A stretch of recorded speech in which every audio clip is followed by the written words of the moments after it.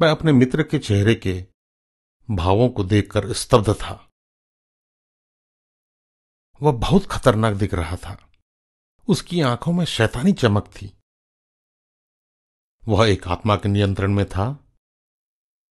वह एक परालौकिक पार माध्यम था। मुझे उसका यह भयावह वाकया याद आया कि हम इंग्लैंड में रहकर यह सब करने में संलग्न थे। उस समय ऐसा हुआ, अचानक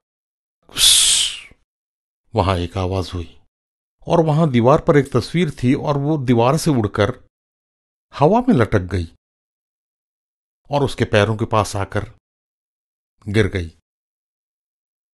वह नीचे झुका। उसने वह तस्वीर उठाई और कहा, मेरी आत्मा के संचालक आपसे बातचीत करना चाहते हैं। मैं बहुत डर गया। मेरे बाजू में खड़ा मेरा मित्र भी डर गया। और तब बाएं हाथ की ओर उसकी गर्लफ्रेंड बैठी हुई थी। वह कूद कर वो अपनी कुर्सी से उठी और उसने झंझोर कर उसे सम्मोहन से बाहर निकाला। आप देखिए, मैं उसी समय हवाई जहाज से लंदन आया था कि अपने पुराने माध्यम मित्र की मदद करूं।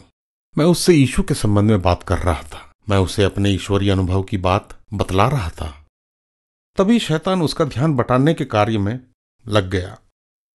इसलिए शैतान ने दीवार से वह तस्वीर उतारी।